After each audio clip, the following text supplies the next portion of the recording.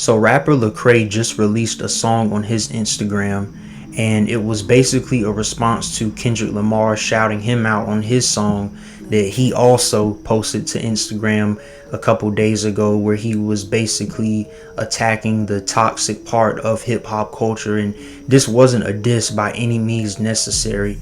This was basically a way of Lecrae agreeing with some of the things that Kendrick was saying in the song. And what I get out of it, he's letting Kendrick know you have an ally. You have an ally in this game of hip hop, especially when we're talking about conscious rap and whatnot. Welcome back to the Voiceovers Podcast. I'm 24K Logan.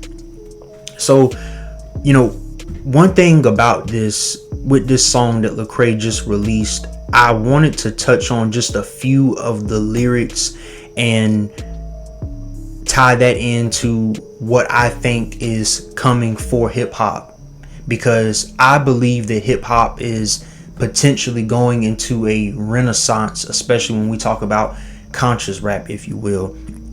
So of course, towards the beginning of the song, there is a part where Lecrae says, "I was a party victim. I brought the party favors. I used my trauma, my single mama to justify commas, to pay the devil's wages." Basically talking about the things that he did when he was younger, things that he's not so proud of. And of course, that was a big thing that Kendrick Lamar was saying in his song "Watch the Party Die." And Lecrae was basically saying, well, there was a time before I had this awakening, and before I became a Christian rapper, I was the party. There was also a part where he said, "I want the dealer's head who gave my cousin fentanyl." I don't know if he was saying that I don't think he was saying that in like a "I want to kill this man" type of way. I don't think that's what he was saying, but just how he hates that his cousin went through that.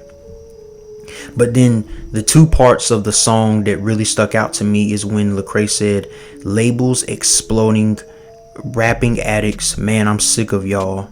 And he also said, "Fake tough rappers that fabricate their predicaments."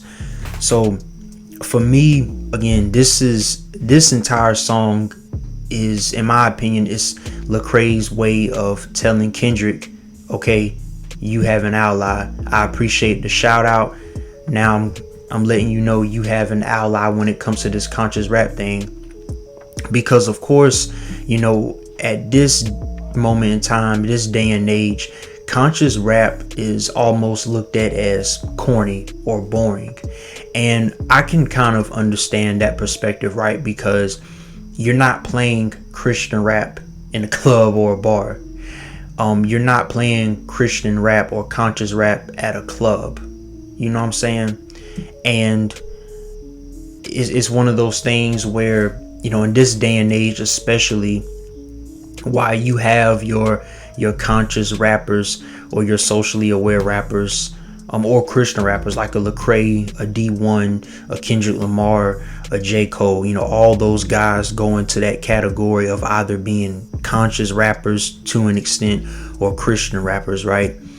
But they're the minority of hip hop, because a lot of the songs that are dominating the charts, and it's kind of always been like this in a way, but the majority of the songs that are dominating the charts in hip hop either is something that's toxic, or it's a quote unquote party song, or a twerk / ratchet song, right? And in Kendrick's career, he's always been about promoting positivity to the youth, giving a positive message to the youth, because they're the future, they're the next generation. That's always been Kendrick's thing, right? And with Lecrae being a Christian rapper, I mean, I'm sure it's safe to assume that that's kind of been his thing as well, to not necessarily promote or force Christianity onto the youth or onto others, but to give a different type of message, a more positive and uplifting message when we talk about hip hop, right? And even though he wasn't mentioning the song D1, because D1 was mentioned in Kendrick's song, but not Lecrae's song to my knowledge. For me, it's like, okay, this has been going on too long. I'm kind of speaking from what I believe the perspective is from Lecrae or even Kendrick or even D1. I believe that their perspective is like, okay, this has been going on too long. There has been so much derogatory statements made in hip hop. There's been so much degrading of women, promotion of violence. Not all of it, obviously, but there's been a lot of that. And for these guys, it's like, okay, we have to be the ones who, even if we're not going to put an end to this, we're not only going to continue to promote conscious music or promote a positive message, but we're going to, without doing it in a violent way, we're going to attack the toxic nature or some of the toxic things within hip hop culture. And this is how we do it. We're forming some type of allegiance, some type of alliance, because if we don't stick together, who else is going to do it? If we don't start to promote more positive things within hip hop, who else is going to do it? And again, I've said this on this channel before. When you listen to rap music, not everything has to be woke. Not everything has to be socially aware or conscious rap. Not everything in hip hop has to be that, because I tend to enjoy some party songs and whatnot. Because sometimes, I like to kick my feet back, just chill, just have a good time. But again, there has to be a decent balance. See, if you look back on hip hop in the 90s and even the early part of the 2000s, right? There was more of a balance. Yeah, you had rappers promoting violence to an extent, right? You had ratchetness, you had raunchy music, right? But you also had a lot of somewhat politically conscious rappers, at least at some point in their career. Tupac, Biggie, Ice Cube had some political things in his songs. I'm sorry, not Biggie, but Nas. Nas was obviously I don't want to say he was very politically aware, but he had a lot of messages and a lot of conscious content in his music. But I say all that to say, back in those days, it was more of a balance. And now today, it's kind of oversaturated, if you will, with, and it kind of plays a part in what you actually choose to listen to. But when we're talking the majority of the mainstream, there has been more, to a degree, there's been more toxic material than positive material. And I'm not gonna mention any names.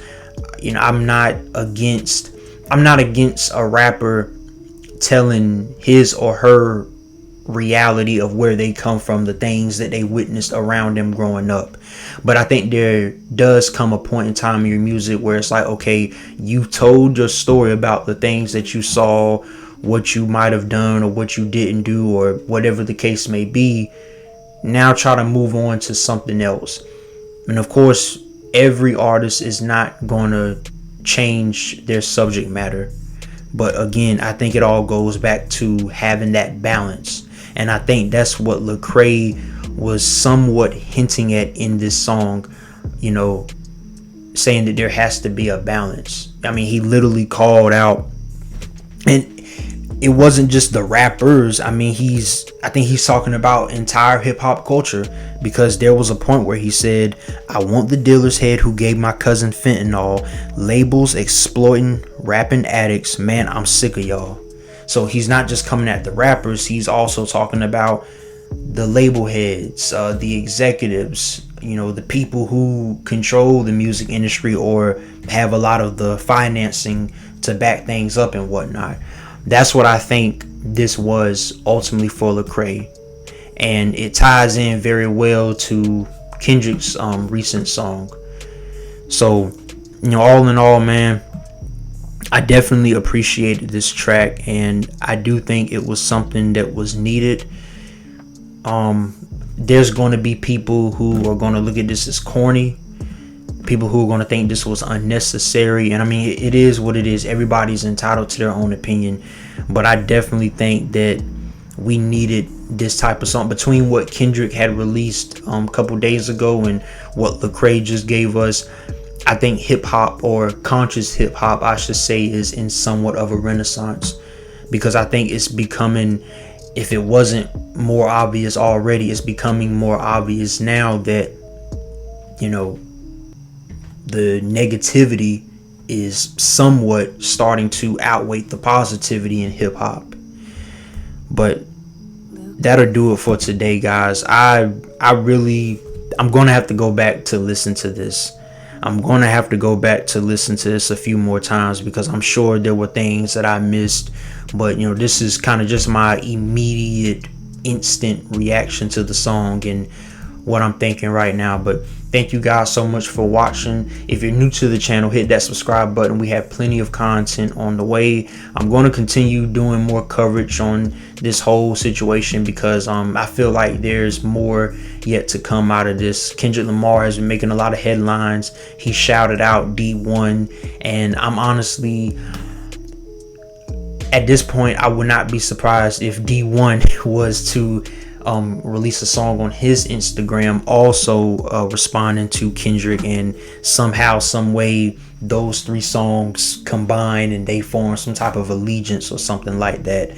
Possibly, it's a possibility, but we'll have to see. But thank you guys again for watching, and until next time, peace and love to everybody.